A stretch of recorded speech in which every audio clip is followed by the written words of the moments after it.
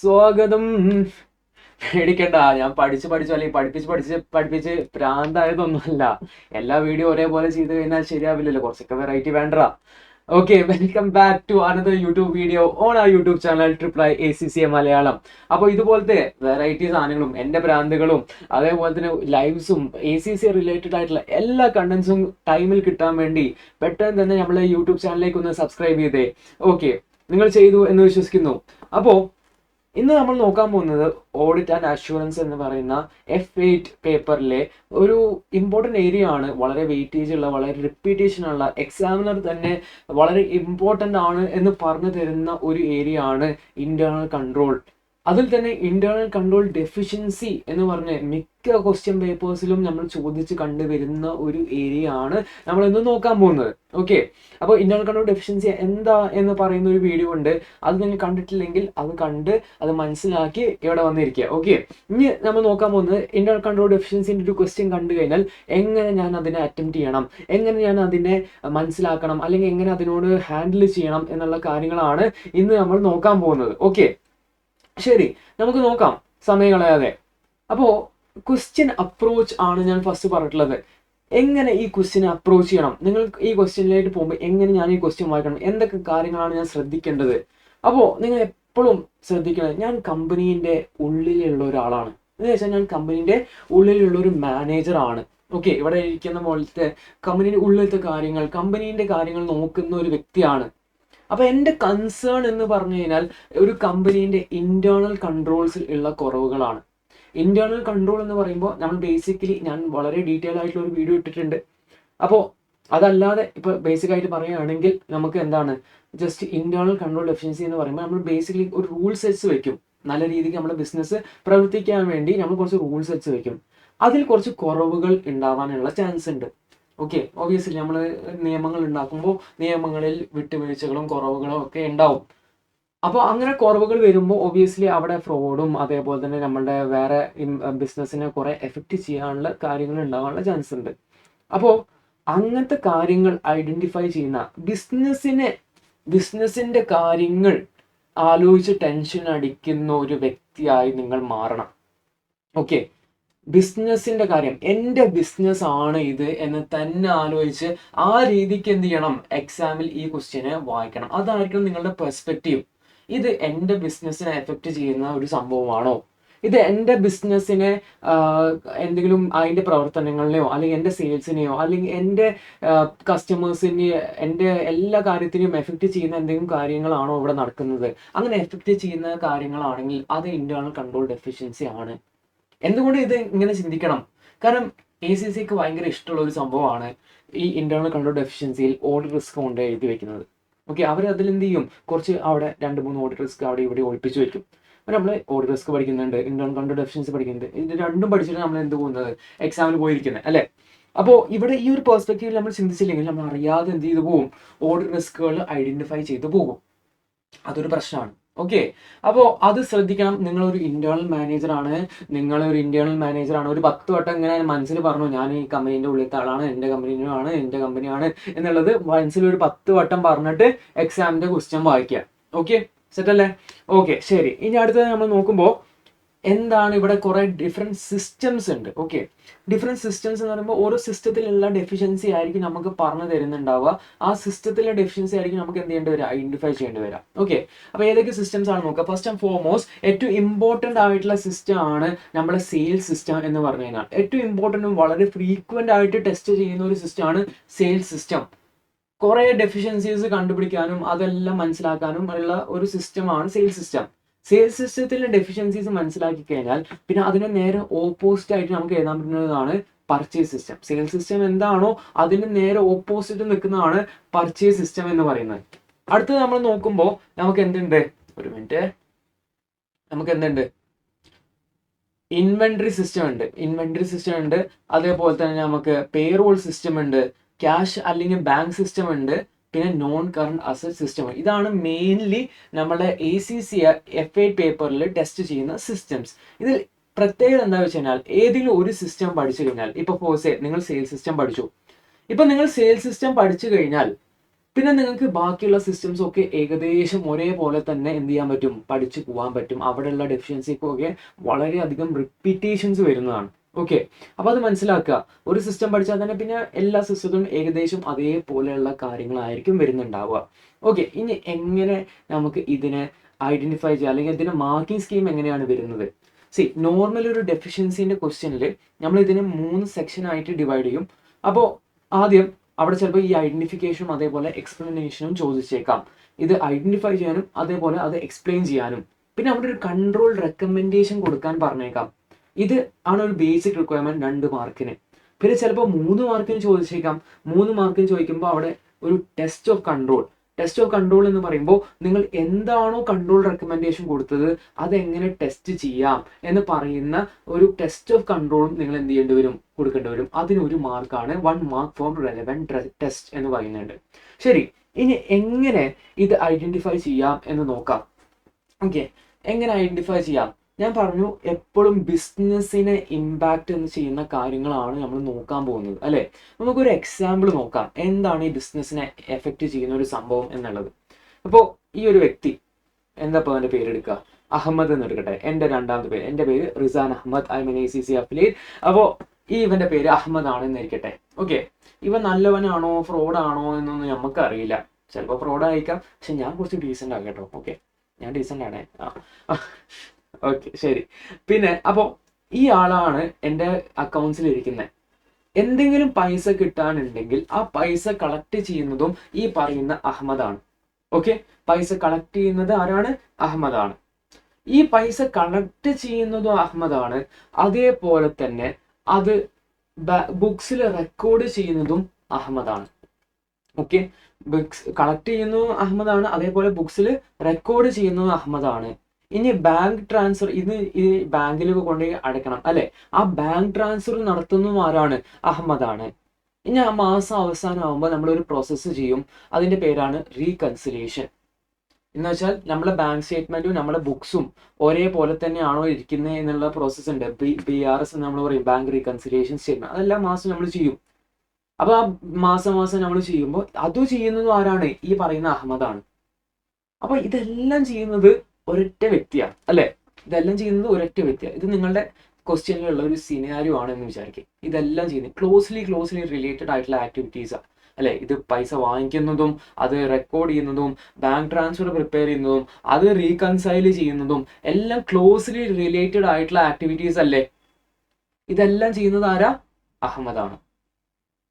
ഒരു പ്രശ്നമല്ലേ? ഇതിന് സിമ്പിളായിട്ട് ഫ്രോഡ് കാണിച്ചൂടെ, അല്ലേ? ഇതിനെ നമ്മൾ പറയുന്നതാണ് വീക്ക് സെഗ്രിഗേഷൻ ഓഫ് ഡ്യൂട്ടി. നമ്മൾ ഒരാളുടെ അടുത്ത് തന്നെ ക്ലോസ്ലി റിലേറ്റഡ് ആയിട്ടുള്ള ആക്ടിവിറ്റീസ് കൊടുത്തിരിക്കുകയാണ്. ക്ലോസ്ലി റിലേറ്റഡ് ആയിട്ടുള്ള ആക്ടിവിറ്റീസ് കൊടുക്കുമ്പോൾ ആൾക്ക് ഫ്രോഡ് കാണിക്കാനുള്ള പോസിബിലിറ്റി അല്ലെങ്കിൽ അതിനുള്ള ഓപ്പർച്യൂണിറ്റി എന്താണ്? കൂടുതലാണ്. ഓക്കെ, അത് മനസ്സിലാക്കുക. ഇവിടെ ഒരാള് തന്നെ പല കാര്യങ്ങൾ ക്ലോസ് റിലേറ്റഡ് ആയിട്ടുള്ള കുറെ കാര്യങ്ങൾ അടുപ്പിച്ച് ചെയ്യുകയാണെങ്കിൽ അയാളുടെ സെഗ്രിഗേഷൻ ഇല്ല, ഡ്യൂട്ടീസിലുള്ള സെഗ്രിഗേഷൻ ഇല്ല എന്ന് പറയാം. ഇതൊരു എക്സാമ്പിൾ ആണ്. അപ്പൊ ഇതൊരു ഡെഫിഷ്യൻസിയാണ്. ഇത് ഞാൻ ഐഡന്റിഫൈ ചെയ്യുന്നു, ഇത് ഞാൻ ക്വസ്റ്റ്യൻ എന്ത് ചെയ്യുന്നു? കോപ്പി പേസ്റ്റ് ചെയ്ത് വെക്കുന്നു. ഇതാണ് പ്രശ്നം എന്ന് പറഞ്ഞു കൊടുക്കുന്നു. അതാണ് ഐഡന്റിഫിക്കേഷൻ. വെറുതെ കോപ്പി പേസ്റ്റ് ചെയ്ത് മാത്രം വെച്ചാൽ പോരാ. എന്ത് ചെയ്യണം? അത് എന്താണ് ഇവിടുത്തെ പ്രശ്നം അല്ലെങ്കിൽ എന്താണ് ഇവിടുത്തെ വീക്ക്നെസ് എന്നുള്ളത് പറഞ്ഞു കൊടുക്കുമ്പോഴാണ് ഐഡന്റിഫിക്കേഷന്റെ 1/2 മാർക്ക് നിങ്ങൾക്ക് കിട്ടുന്നത്. ഓക്കെ, കോപ്പി പേസ്റ്റ് ചെയ്ത് വെക്കണം. അങ്ങനെയാണ് നമ്മൾ ക്വസ്റ്റ്യനിലേക്ക് ലിങ്ക് ചെയ്ത് കൊടുക്കുക. Linking is very important. അത് ശ്രദ്ധിക്കണം. നിങ്ങൾ കോപ്പി പേസ്റ്റ് ചെയ്ത് കൊടുക്കുക, ഇത് ഇവിടെ സിറ്റുവേഷൻ നടക്കുന്നുണ്ട് എന്നുള്ളത് എക്സാമിനർക്ക് കാണിച്ചു കൊടുക്കാൻ വേണ്ടിയിട്ട്. അതിനുശേഷം നമ്മൾ എന്ത് ചെയ്യുന്നു? ഇതാണ് ഇവിടുത്തെ പ്രശ്നം എന്നുള്ളത് ആരോട് പറഞ്ഞു കൊടുക്കുന്നു? എക്സാമിനറോട് പറഞ്ഞു കൊടുക്കുന്നു. അപ്പൊ നമ്മുടെ എന്ത് കഴിഞ്ഞു? ഐഡന്റിഫിക്കേഷൻ കഴിഞ്ഞു. ഐഡന്റിഫിക്കേഷൻ സ്റ്റേജിൽ നിങ്ങൾ നോക്കേണ്ട കുറച്ച് പോയിന്റ്സ് ഉണ്ട്. ഐഡന്റിഫിക്കേഷൻ സ്റ്റേജിൽ നിങ്ങൾ നോക്കുമ്പോൾ വീക്ക് സെഗ്രിഗേഷൻ ഓഫ് ഡ്യൂട്ടി, ഇപ്പോൾ ഞാൻ നേരത്തെ പറഞ്ഞ പോലത്തെ എക്സാമ്പിളിൽ പറഞ്ഞു, weak segregation of duty close related activities ചെയ്യുമ്പോൾ പോലെ.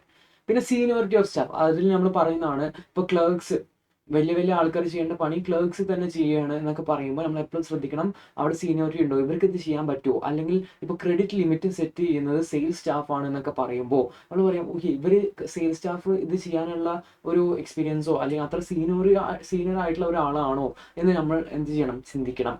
പിന്നെ ഓതറൈസേഷൻ കൊടുക്കുന്നില്ല, ചെയ്യുന്ന വർക്ക് ആരും റിവ്യൂ ചെയ്യുന്നില്ല. പിന്നെ മാനുവൽ വേഴ്സസ് ഓട്ടോമേഷൻ, പല കാര്യങ്ങളും മാനുവൽ ആയിട്ടാണ് ചെയ്യുന്നത് എന്നൊക്കെ പറയുമ്പോൾ അത്, പിന്നെ കസ്റ്റമർ അല്ലെങ്കിൽ സപ്ലയർ ഗുഡ് വിൽ എഫക്റ്റ് ചെയ്യുന്ന കാര്യങ്ങൾ, ഇതെല്ലാം നമ്മൾ എന്ത് ചെയ്യണം, ശ്രദ്ധിക്കണം. ഇതെല്ലാം എന്തായിരിക്കും, പോസിബിൾ ആയിട്ടുള്ള ഡെഫിഷ്യൻസി ആയിരിക്കും. അത് നിങ്ങൾ ഐഡന്റിഫൈ ചെയ്യേണ്ടി വരും. അതെന്താണ് ഇവിടുത്തെ നിങ്ങൾ ഉദ്ദേശിക്കുന്ന ഡെഫിഷ്യൻസി എന്നുള്ളതും പറഞ്ഞു കൊടുത്തു കഴിഞ്ഞാലാണ് നിങ്ങൾക്ക് എന്താ ഒരു 1/2 മാർക്കായിട്ട് കിട്ടുന്നത്. ഓക്കെ, പിന്നെ അടുത്തത് എങ്ങനെ എക്സ്പ്ലെയിൻ ചെയ്യാം. എക്സ്പ്ലെയിൻ ചെയ്യുന്നത് നമ്മൾ ആ ഒരു ബിസിനസ്സിലുള്ള ഇമ്പാക്റ്റ് ആണ് പറയുന്നത്. ഓക്കെ, ഇപ്പൊ പല സിസ്റ്റം എന്ന് പറയുമ്പോൾ നമ്മളിപ്പോൾ സെയിൽസ് സിസ്റ്റം നോക്കി, പർച്ചേസ് സിസ്റ്റം നോക്കി, എന്താ പറയുക പേറോൾ സിസ്റ്റം നോക്കി, ഇതെല്ലാം നോക്കി. അപ്പോൾ ഇതിലൊക്കെ ഡെഫിഷ്യൻസി വരുമ്പോൾ എങ്ങനെയാണ് അല്ലെങ്കിൽ ഏത് ആസ്പെക്ട് ഓഫ് ബിസിനസ് ആണ് ഇത് എഫക്ട് ചെയ്യുന്നത്. ഇപ്പൊ ഞാൻ പറയുകയാണെങ്കിൽ പേറോൾ സിസ്റ്റത്തിൽ ഒരു ഡെഫിഷ്യൻസി ഐഡന്റിഫൈ ചെയ്ത് കഴിഞ്ഞാൽ ഇപ്പൊ എന്തായിരിക്കും പ്രശ്നം വരുന്നുണ്ടാവുക, അവരുടെ പേറോൾ കോസ്റ്റ് കൂടാനുള്ള ചാൻസ് ആണ് അല്ലെ. സെയിൽസ് സിസ്റ്റത്തിന് എന്തെങ്കിലും ഡെഫിഷ്യൻസി ആണെങ്കിലോ സെയിൽസ് സിസ്റ്റം, അപ്പൊ കസ്റ്റമേഴ്സിനെ അത് എഫക്ട് ചെയ്യാൻ, കസ്റ്റമർ ഗുഡ് വില്ലിനെ അത് എഫക്ട് ചെയ്യാൻ ചാൻസ് ഉണ്ട്, അവരുടെ റവന്യൂവിനെ അത് എഫക്ട് ചെയ്യാൻ ചാൻസ് ഉണ്ട് അല്ലെ. ആ സ്പെസിഫിക് ആയിട്ടുള്ള ഏത് ആസ്പെക്ട് ഓഫ് ബിസിനസ് ആണ് ഇത് എഫക്ട് ചെയ്യുന്നത് എന്ന് പറഞ്ഞു കൊടുക്കുമ്പോഴാണ് നിങ്ങൾക്ക് 1/2 മാർക്ക് കിട്ടുന്നത്. അത് മിക്ക സമയത്ത് സിമ്പിൾ ആണ്, കാരണം നിങ്ങൾ ഏത് സിസ്റ്റം ആണ് നോക്കുന്നത് ആ സിസ്റ്റത്തിലത്തെ കാര്യങ്ങളായിരിക്കും എഫക്ട് ആയിട്ടുണ്ടാവും ഓബിയസ്ലി അല്ലെ. ഇന്റേണൽ കൺട്രോൾ ഡെഫിഷ്യൻസി ആ ഒരു സിസ്റ്റത്തിലാണ് വരുന്നത് എന്ന് പറയുമ്പോൾ ആ ഒരു സിസ്റ്റം റിലേറ്റഡ് ആയിട്ടുള്ള കാര്യങ്ങളായിരിക്കും എഫക്ട് ആവുന്നുണ്ടാവുക. സെയിൽസ് സിസ്റ്റം ആണെങ്കിൽ സെയിൽസ് എഫക്ട് ആവും, പർച്ചേസ് സിസ്റ്റം ആണെങ്കിൽ പർച്ചേസ് എഫക്ട് ആവും, പേറോൾ ആണെങ്കിൽ പേറോൾ എഫക്ട് ആവും. അത് പറഞ്ഞു കൊടുക്കുമ്പോഴാണ് എക്സ്പ്ലനേഷന്റെ 1/2 മാർക്ക് കിട്ടുന്നത്. അങ്ങനെ നിങ്ങൾക്ക് എത്ര മാർക്ക് കിട്ടി, 1 മാർക്ക് ഇപ്പൊ കിട്ടി. ഓക്കെ, ഇനി അടുത്തത് റെക്കമെൻഡേഷൻ വളരെ സിമ്പിൾ ആണ്. നിങ്ങൾ അവിടെ പറഞ്ഞു കൊടുക്കേണ്ടത് ഒബ്വിയസ്ലി അത് it must be within the context of the scenario അല്ലെ. നിങ്ങൾ റെക്കമെൻഡേഷൻ ചെയ്യുകയാണ് എന്ന് ആലോചിക്കണം. അങ്ങനെ ആലോചിച്ചിട്ട് നിങ്ങൾ എന്താണ് ഒരു പോം വഴി നിങ്ങൾ കൊടുക്കുകയാണ്. ഓക്കെ, ഇങ്ങനെയാണ് ഇപ്പൊ ചെയ്യുന്നത്, ഇങ്ങനെയാണ് ചെയ്യുന്നെങ്കിൽ ഓക്കെ ഇങ്ങനെ ചെയ്ത് നോക്കിക്കൂടെ എന്ന് പറഞ്ഞിട്ട് എന്ത് കൊടുക്കുകയാണ്, ഒരു പോം വഴി കൊടുക്കുകയാണ് അല്ലെ, ഒരു റെക്കമെൻഡേഷൻ കൊടുക്കുകയാണ്, ഒരു സജഷൻ കൊടുക്കുകയാണ് എന്ന് ആലോചിക്കണം. അപ്പൊ മിക്ക സമയത്തും നമ്മുടെ പേപ്പറിൽ എന്താണോ ഡെഫിഷ്യൻസി, ഇപ്പൊ ഒരാൾ റിവ്യൂ ചെയ്യുന്നില്ല എന്ന് പറയുന്നു, അത് റിവ്യൂ ചെയ്യ് എന്ന് പറയുന്നതാണ് എന്ത്, റെക്കമെൻഡേഷൻ വരുന്നത്. ഇപ്പൊ അവിടെ സെഗ്രിഗേഷൻ ഇല്ല എന്ന് പറയും, സെഗ്രിഗേറ്റ് ചെയ്യ് എന്ന് പറയുന്നതാണ് എന്ത്, റെക്കമെൻഡേഷൻ വരുന്നത്. സീനിയർ ആയിട്ടുള്ള സ്റ്റാഫ് അല്ല ഇത് ചെയ്യുന്നത് എന്ന് പറയുന്നു, സീനിയർ ആയിട്ടുള്ള സ്റ്റാഫ് ചെയ്യ് എന്ന് പറയുന്നതാണ് എന്ത്, റെക്കമെൻഡേഷൻ. കേൾക്കുമ്പോൾ ചിലപ്പോൾ ചെറിയ തോന്നും, പക്ഷെ ഇങ്ങനെയാണ് റെക്കമെൻഡ് ചെയ്യുക. ഓക്കെ, ഇത് ശ്രദ്ധിക്കണം. ഇങ്ങനെയാണ് നമ്മൾ എന്ത് ചെയ്യാറ്, റെക്കമെൻഡ് ചെയ്യാറ്. ഓക്കെ, അങ്ങനെയാണെങ്കിൽ അതിന് എത്ര മാർക്ക് കിട്ടും, 1 മാർക്ക് കിട്ടും. ഇനി നമുക്ക് ചെറിയൊരു റീക്യാപ്പ് എടുത്താലും, എനിക്കറിയാം ഞാൻ ടെസ്റ്റ് ഓഫ് കൺട്രോൾ പറഞ്ഞിട്ടില്ല. ടെസ്റ്റ് ഓഫ് കൺട്രോൾ വളരെ സിമ്പിൾ ആയതുകൊണ്ടാണ് ഞാൻ പറയാതെ, ഞാൻ ഈ റീക്യാപ്പിൽ അത് നോക്കാം. ഓക്കെ, നമുക്കൊന്ന് പെട്ടെന്ന് റീക്യാപ്പ് ചെയ്യാം. ഇന്റേണൽ കൺട്രോൾ ഡെഫിഷ്യൻസി ആണ് നമ്മൾ നോക്കുന്നത്. അപ്പോൾ ഞാൻ പറഞ്ഞു നമുക്കിവിടെ ഐഡന്റിഫിക്കേഷൻ എത്ര മാർക്കാണ് കിട്ടുന്നത്, 1/2 മാർക്സാണ് കിട്ടുന്നത് അല്ലെ, 0.5 മാർക്സ് കിട്ടും. ഐഡന്റിഫിക്കേഷനിൽ നമ്മൾ ശ്രദ്ധിക്കേണ്ടത് എന്തൊക്കെയാണ്, ഐഡന്റിഫൈ ചെയ്യുമ്പോൾ നമ്മൾ ശ്രദ്ധിക്കണം, നമ്മൾ ലിങ്ക് ചെയ്യുന്നുണ്ട്, ക്വസ്റ്റ്യനിലേക്ക് ലിങ്ക് ചെയ്യുന്നത്, അത് നമ്മൾ എങ്ങനെ ലിങ്ക് ചെയ്യുക, കോപ്പി പേസ്റ്റ് ചെയ്തിട്ട് അല്ലേ, കോപ്പി പേസ്റ്റ് ചെയ്ത് നമ്മൾ ലിങ്ക് ചെയ്യുന്നുണ്ട് എന്ന് ശ്രദ്ധിക്കണം. പിന്നീട് നമ്മൾ ശ്രദ്ധിക്കേണ്ടത് എന്താണ്, എക്സ്പ്ലെയിൻ അല്ലെങ്കിൽ എന്താണ് അവിടുത്തെ റിസ്ക് എന്നുള്ളത്, അല്ലെങ്കിൽ എന്താണ് ഡെഫിഷ്യൻസി എന്നുള്ളത് പറഞ്ഞു കൊടുക്കണം. ഇവിടെ ഇതാണ് ഡെഫിഷ്യൻസി, ഇതാണ് ഞാൻ ഉദ്ദേശിക്കുന്നത്, ഇത് സെന്റൻസ് കോപ്പി പേസ്റ്റ് ചെയ്തുകൊണ്ട് ഇതാണ് ഇവിടുത്തെ ഡെഫിഷ്യൻസി, ഈ സെന്റൻസിലുള്ള ഡെഫിഷ്യൻസി ഇതാണ് എന്ന് പറഞ്ഞു കൊടുക്കുമ്പോഴാണ് 1/2 മാർക്ക് നമുക്ക് കിട്ടുന്നത്. ശ്രദ്ധിക്കണം. ഓക്കെ, അപ്പൊ ഇത് രണ്ടും ഒരു ചെക്ക് ബോക്സ് പോലെ നിങ്ങളുടെ മനസ്സിൽ ഉണ്ടാവണം. എക്സ്പ്ലനേഷനിൽ നിങ്ങൾ ബിസിനസ്സിൽ ഉണ്ടാവുന്ന ഇമ്പാക്ട് അല്ലെങ്കിൽ ഏത് ആസ്പെക്ട് ഓഫ് ബിസിനസ് ആണ് എഫക്റ്റ് ആവുന്നത് എന്നുള്ള കാര്യമാണ് നോക്കേണ്ടത്, അതാണ് ശ്രദ്ധിക്കേണ്ടത്. ആ സംഭവം ഉണ്ടെങ്കിലേ നിങ്ങൾക്ക് എത്ര മാർക്ക് കിട്ടുള്ളൂ, 1/2 മാർക്സ് കിട്ടുള്ളൂ. ഓക്കെ, ഇനി റെക്കമെൻഡേഷൻ ഞാൻ പറഞ്ഞു എന്താണോ ഇവിടെ ഡെഫിഷ്യൻസി ഉള്ളത് അതിന്റെ നേരെ ഓപ്പോസിറ്റ് ആയിട്ടുള്ള കാര്യങ്ങളാണ് പറഞ്ഞു കൊടുക്കേണ്ടത് അല്ലെ. എന്താണോ ഡെഫിഷ്യൻസി അതിന്റെ ഓപ്പോസിറ്റ് പറയുന്നതാണ് റെക്കമെൻഡേഷൻ. ഇതിന് എത്ര മാർക്ക് കിട്ടുക, നമുക്ക് 1 മാർക്ക് കിട്ടും. ടെസ്റ്റ് ഓഫ് കൺട്രോൾ എന്ന് പറയുമ്പോൾ എന്താണോ ഞാൻ റെക്കമെൻഡേഷൻ കൊടുത്തത്, ഓക്കെ, എന്താണോ ഞാൻ റെക്കമെൻഡേഷൻ കൊടുത്ത് അത് ഞാനിപ്പോൾ ഒരു ഓഡിറ്റർ വരികയാണ്, ഞാൻ ഒരാളോട് ഒരു കാര്യം പറഞ്ഞു കൊടുക്കുന്നു. ഓക്കെ, ഞാനിപ്പോൾ എൻ്റെ ആരെങ്കിലും ആയിക്കോട്ടെ, എൻ്റെ ഒരു ഫ്രണ്ടിനോട് ഞാൻ പറയുന്നു, എടാ നീ എക്സാം പാസ് ആവാൻ വേണ്ടി ഇങ്ങനെയൊക്കെ ചെയ്യ് എന്ന് പറയുന്നു. അത് റെക്കമെൻഡേഷൻ ആണ് അല്ലെ. അവൻ പറയുന്നു അവൻ ഇപ്പോൾ പഠിക്കുന്നില്ല, അപ്പൊ ഞാൻ അതിന്റെ ഓപ്പോസിറ്റ് പറയും, നീ പഠിക്കടാ എന്ന് പറയും. അതാണ് റെക്കമെൻഡേഷൻ അല്ലെ. അപ്പോ ഇവൻ ഇത് ചെയ്യുന്നുണ്ടോ, ഈ റെക്കമെൻഡ് ചെയ്ത സംഭവം ചെയ്യുന്നുണ്ടോ ഇല്ലേ എന്ന് ഉറപ്പ് വരുത്താൻ വേണ്ടിയിട്ട് നോക്കുന്ന സംഭവമാണ് ടെസ്റ്റ് ഓഫ് കൺട്രോൾ എന്ന് പറഞ്ഞു കഴിഞ്ഞാൽ. ഓക്കെ, അപ്പോൾ അതെങ്ങനെ ചെയ്യും? അത് മിക്ക സമയത്തും ഒരു ഓഡിറ്റ് പ്രൊസീജിയർ ആയിരിക്കും. ഓഡിറ്റ് പ്രൊസീജിയർ എന്ന് പറയുമ്പോൾ നമ്മൾ എന്ത് ചെയ്യേണ്ടി വരും? ഓഡിറ്റ് പ്രൊസീജിയർ സ്റ്റാർട്ട് ചെയ്യേണ്ടി വരും. ഹൗ, വാട്ട്, വൈ എന്നുള്ളതിന്റെ ആൻസർ കൊടുക്കേണ്ടി വരും. ഹൗ എന്ന് പറയുമ്പോൾ ഓഡിറ്റ് പ്രൊസീജിയർ, വാട്ട് എന്ന് പറയുമ്പോൾ എന്ത് ഡോക്യുമെന്റാണ് നോക്കുന്നത്, അതുപോലെ തന്നെ വൈ എന്തിനാണ് ഇത് ചെയ്യുന്നത് എന്നുള്ളൊരു സംഭവം കൂടിയും പറഞ്ഞു കൊടുക്കേണ്ടി വരും. ടെസ്റ്റ് ഓഫ് കൺട്രോൾ അതാണ് ഏറ്റവും സിമ്പിൾ ആയിട്ട് നമുക്ക് ടെസ്റ്റ് ഓഫ് കൺട്രോൾ കൊടുക്കാനുള്ള ഒരു വഴി. അതിന് എത്ര മാർക്ക് കിട്ടും? നമുക്ക് 1 മാർക്ക് കിട്ടും. ഇനി കൺഫ്യൂഷൻ ഉണ്ടെങ്കിൽ നമുക്ക് 2 എക്സാമ്പിൾസ് നോക്കാം. ആദ്യത്തെ എക്സാമ്പിളിൽ ഫൈനാൻസ് ഡയറക്ടർ റിവ്യൂ ചെയ്യുന്നു എന്ന് പറഞ്ഞിട്ട് നിങ്ങൾ എപ്പോഴും നിങ്ങൾ ആൻസേഴ്സിൽ ഹെഡിങ് വെച്ച് സ്റ്റാർട്ട് ചെയ്യാൻ ആലോചിക്കുക, അല്ലെങ്കിൽ അത് ചെയ്യാൻ നോക്കുക മാക്സിമം. കാരണം ഹെഡിങ് വെച്ച് ചെയ്യുമ്പോൾ എക്സാമിനർ ഇത് കറക്റ്റ് ചെയ്ത് പോകുന്ന ഒരാളാണ്. അപ്പോൾ അവർക്ക് അറിയാം ഇതൊക്കെയാണ് റിസ്ക് അല്ലെങ്കിൽ ഇതൊക്കെയാണ് ഡെഫിഷ്യൻസി വരുന്നതെന്ന് ആൾക്കറിയാം. അപ്പോൾ ആൾ നോക്കുമ്പോൾ ആൾ ഹെഡിങ് വായിക്കും. അപ്പോൾ ആൾക്ക് മനസ്സിലാവും, ഓക്കെ, ഓട്ടോമാറ്റിക്കലി മനസ്സിലാവും ഈ കുട്ടി ഇത് ഐഡന്റിഫൈ ചെയ്തിട്ടുണ്ട് എന്ന് മനസ്സിലാവും അല്ലേ? അതപ്പോൾ എക്സാമിൻ്റെ ലൈഫ് സിമ്പിൾ ആക്കി കഴിഞ്ഞാൽ, എക്സാമിനർക്ക് കാര്യം എളുപ്പമാക്കി കഴിഞ്ഞാൽ അത് മാർക്ക് തരുന്നതും എളുപ്പമായിരിക്കും. ഓക്കെ, അപ്പോൾ അത് ശ്രദ്ധിക്കുക. ഹെഡിങ് വെച്ച് സ്റ്റാർട്ട് ചെയ്യുക. അപ്പോൾ ഇവിടെ ഫൈനാൻസ് ഡയറക്ടർ റിവ്യൂ എന്ന് ഞാൻ വായിക്കുന്നു. എന്നിട്ട് അടിയിലേക്ക് നമ്മൾ പോകുമ്പോൾ അവിടെ എഴുതിയിട്ടുണ്ട്, the finance director authorises the monthly supplier payment listing but only views the total amount of payments to be made. ഇത് സെന്റൻസിൽ നിന്ന് അല്ലെങ്കിൽ ആ സിനാരിയോയിൽ നിന്ന് കോപ്പി പേസ്റ്റ് ചെയ്തതാണ്. ഇനി ഞാൻ പറഞ്ഞു കൊടുക്കുന്നത് എന്താണ് ഇവിടെ ഡെഫിഷ്യൻസി എന്നുള്ളത് പറഞ്ഞു കൊടുക്കുന്നു. Without looking at the detail of the payment list as well as supporting documentation there is risk that suppliers could be paying an incorrect amount. ഇത് പറയുമ്പോഴാണ് എനിക്ക് എത്ര മാർക്ക് കിട്ടുന്നത്? 1/2 മാർക്ക് കിട്ടുന്നത്. ഇതാണ് ഇവിടുത്തെ ഡെഫിഷ്യൻസി എന്നുള്ളത് പറഞ്ഞു കൊടുക്കുമ്പോൾ ഐഡന്റിഫിക്കേഷൻ കഴിഞ്ഞു, 1/2 മാർക്ക് കിട്ടി. ഓക്കെ, ക്ലിയർ ആണോ? ഇനി അടുത്ത ഞാൻ പറയുമ്പോൾ ഞാൻ എഴുതും oh that sums are being paid to the fictitious supplier. അപ്പോൾ ഞാൻ ഇവിടെ പറഞ്ഞു കൊടുത്തു ഇൻകറക്റ്റ് എമൗണ്ട്, അതല്ലെങ്കിൽ ഫിക്ടീഷ്യസ് സപ്ലയർ എന്ന് പറഞ്ഞ ഒരു ഫിക്ടീഷ്യസ് സപ്ലയർ എന്ന് പറയുമ്പോൾ ഇല്ലാത്ത സപ്ലയേഴ്സിന് കൊടുക്കാനുള്ള ഒരു ചാൻസ് ഉണ്ട്. അപ്പോൾ ഞാൻ ആ ബിസിനസ്സിലുള്ള ഇമ്പാക്ട് പറഞ്ഞു അല്ലെ, ആ ഇൻകറക്റ്റ് എമൗണ്ട് പോകാനുള്ള ചാൻസ് ഉണ്ട്, അല്ലെങ്കിൽ ഫിക്ടീഷ്യസ് സപ്ലയർ ഉണ്ടാവാനുള്ള ചാൻസ് ഉണ്ട്. അത് പറയുമ്പോൾ എക്സ്പ്ലനേഷനും കഴിഞ്ഞു. അപ്പോൾ എനിക്ക് എത്ര മാർക്ക് കിട്ടി? 1/2 മാർക്ക് കിട്ടി. അപ്പോൾ ആ സൈഡിൽ നിന്ന് എനിക്ക് എത്ര മാർക്ക് കിട്ടി?